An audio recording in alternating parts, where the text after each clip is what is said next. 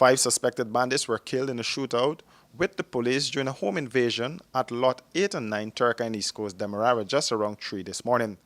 The men, who were armed with high-powered weapons, reportedly cut the lock from the gate and gained entry to the yard.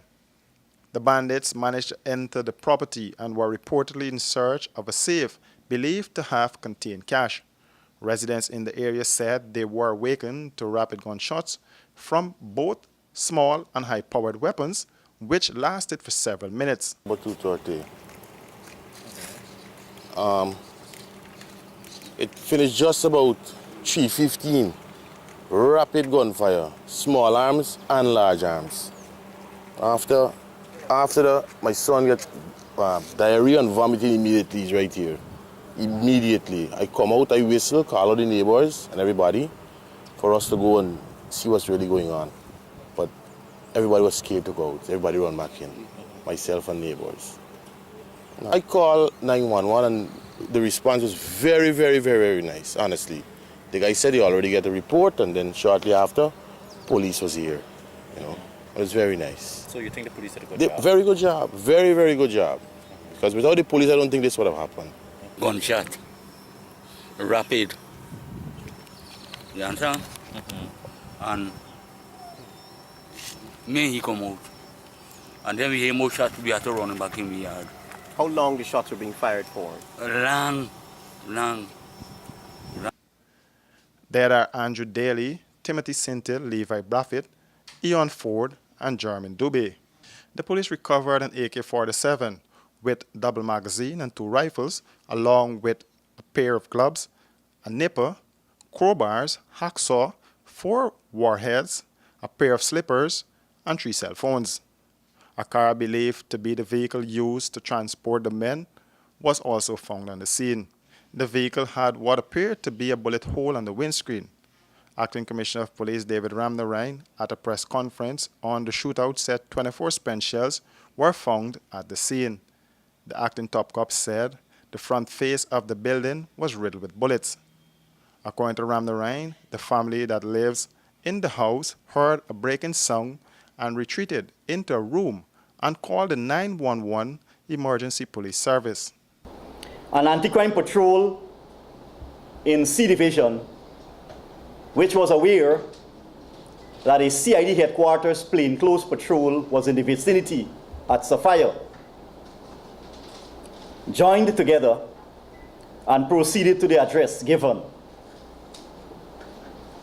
They proceeded rather cautiously by ensuring that the vehicles, the police vehicles that is to say, were secluded in a particular area, having knowledge of how the entrance and exit to the place would have been, because there's a bridge under construction, among other things, and some heavy-duty machinery in the area. As they arrived at the location, quite cautiously and tactically, 2 men were seen in the yard of the premises with rifles. Police challenged them. The men opened fire on the police, who returned fire.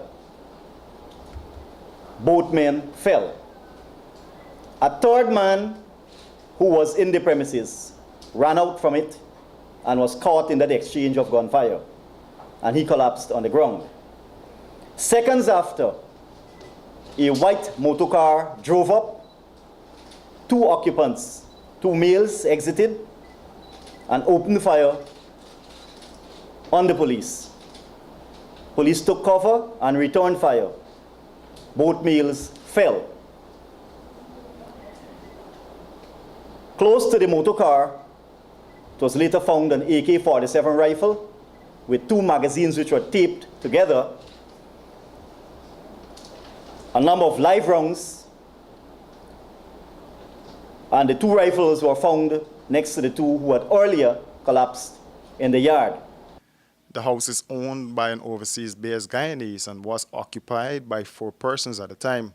Ramnarine made special mention of the bravery demonstrated during this morning's deadly shooting by 2 police patrols vehicles on duty at the time. But the first thing I'd like to do at this level is to commend the bravery, make note of the bravery of the 2 patrols that responded this morning, I want to ensure that it is made clear that their bravery will not go unnoticed. It's highly commendable under fire. They did not back off. They did not retreat.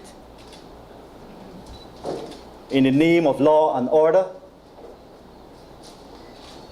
in ensuring that public safety is assured. The top cop said an investigation is currently underway by the Office of Professional Responsibility, and this is normally the procedure in case of fatal shootings which involve members of the Guyana Police Force. At the hospital mortuary this morning, family members of the dead men were in shock as the news hit the airwaves. The police said Sintil and Braffit both had criminal past and listed a series of criminal activities they were involved in.